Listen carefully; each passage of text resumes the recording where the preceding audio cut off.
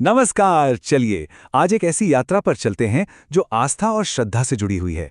हम बात करेंगे वैष्णो देवी मंदिर की, जो जम्मू और कश्मीर के खूबसूरत त्रिकुटा पर्वतों में बसा हुआ है। आज हम इसकी विशालता और दिव्यता को थोड़ा और करीब से जानेंगे। तो सबसे पहले एक सवाल मन में आता है, आखिर ऐसी क्या वजह है कि हर साल लाखों लोग 13 किलोमीटर की इतनी मुश्किल चढ़ाई चढ़ते हैं। ये कोई आम सैर सपाटे की जगह तो है नहीं। इसके पीछे आस्था की एक बहुत ही गहरी कहानी है। और इस पूरी तीर्थ यात्रा का जो सार है ना, वो एक विश्वास में छिपा है। मान्यता है कि कोई भी यहाँ तभी जा पाता है जब माता वैष्णो देवी खुद उसे बुलावा भेजती हैं। और बस यही दिव्य बुलावा इस पूरे सफर को एकदम रहस्यमयी और आध्यात्मिक बना देता है। तो आखिर ये वैष्णवी हैं कौन? कथाओं की माने तो जब धरती पर पाप बहुत ज्यादा बढ़ गया, तब भगवान विष्णु की शक्ति से माता वैष्णवी का जन्म हुआ। उन्होंने एक ही संकल्प लिया, मानवता की मदद करना। और इसी के लिए एक छोटी कन्या का रूप लेकर उन्होंने धरती पर गहन तपस्या शुरू कर दी। अब हर कहानी की तरह यहाँ भी एक मोड़ आता है, और इस कहानी में एंट्री होती है भैरवनाथ की। एक तांत्रिक था जिसने देवी को एक साधारण लड़की समझने की भूल कर दी और उनसे जबरदस्ती विवाह करने के लिए उनका पीछा करने लगा। और पता है सबसे दिलचस्प बात क्या है? देवी का ये जो भागने का पूरा रास्ता था ना, वही आज के तीर्थ यात्रा का पथ है।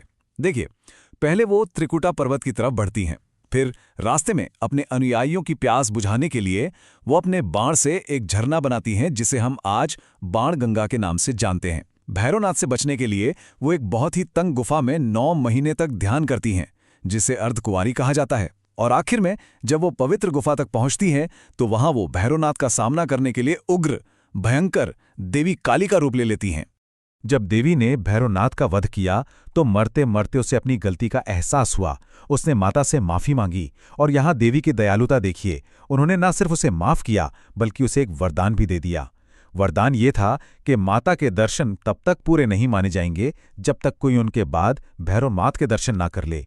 यही वो वरदान है जिसने इन दोनों स्थानों को हमेशा हमेशा के लिए जोड़ दिया।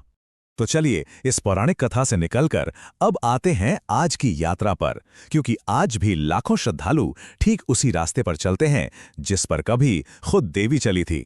ये सफर शुरू होता है कटरा बेस कैंप से, और पवित्र गुफा तक की चढ़ाई है पूरे 13 किलोमीटर। ये 13 किलोमीटर सिर्फ एक दूरी नहीं है, ये लोगों के शारीरिक और मानसिक दोनों तरह के धैर्य की परीक्षा है।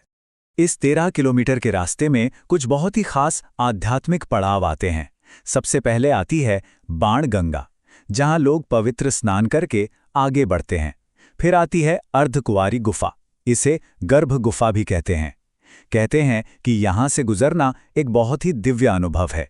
और फिर अंत में लोग पहुंचते हैं भवन, यानी पवित्र गुफा के चारों तरफ जो विशाल मंदिर परिसर बना हुआ है। और फिर इतनी लंबी कठिन चढ़ाई के बाद आखिरकार तीर्थयात्री अपनी मंजिल पर पहुंचते हैं, उस पवित्र गुफा में जहां माना जाता है कि देवी की दिव्य ऊर्जा का साक्षात वास है। आपको पता है, पहले इस गुफा तक पहुंचना बहुत बहुत ही मुश्किल था। एक बहुत ही लंबा और पतला सा प्राकृतिक रास्ता था, जिसमें से लोगों को रेंग कर जाना पड़ता था। लेकिन आज क्योंकि हर साल लाखों लोग आते हैं, तो उनकी सुरक्षा और सुविधा के लिए नई आधुनिक सुरंगें बना दी गई हैं। हाँ, लेकिन उस पुरानी गुफा का आध्यात्मिक महत्व आज भी वैसा का वैसा ही है।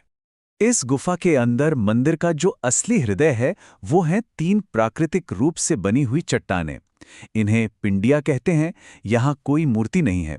ये 3 पिंडियां ही देवी के 3 मुख्य रूपों को दर्शाती हैं: महाकाली, महालक्ष्मी और महासरस्वती।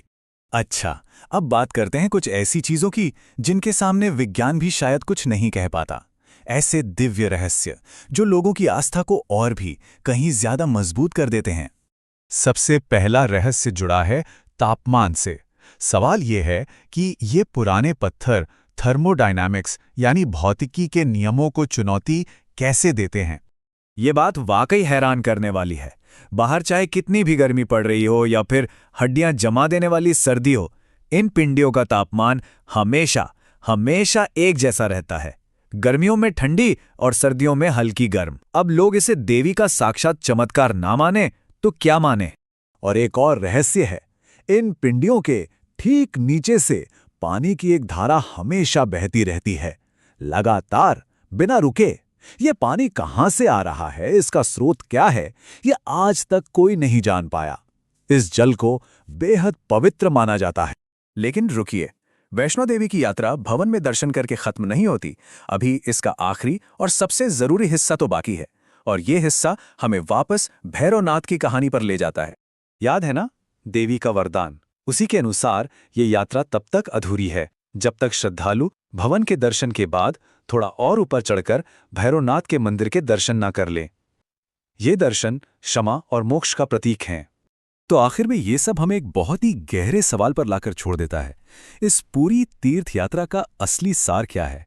क्या ये सिर्फ मंजिल तक पहुंचना है, या फिर वो 13 किलोमीटर का अनुभव, या फिर वो अटूट विश्वास जो इस पूरे सफर को संभव बनाता है? अगर आपको आस्था और इतिहास का ये सफर अच्छा लगा तो ऐसी ही और गहरी जानकारियों के लिए हमारे चैनल को सब्सक्राइब जरूर करें और इस ज्ञान को आगे बढ़ाने में हमारी मदद करें। इसे अपने परिवार और दोस्तों के साथ साझा करें। चलिए मिलते हैं अगले विश्लेषण में। जय माता दी।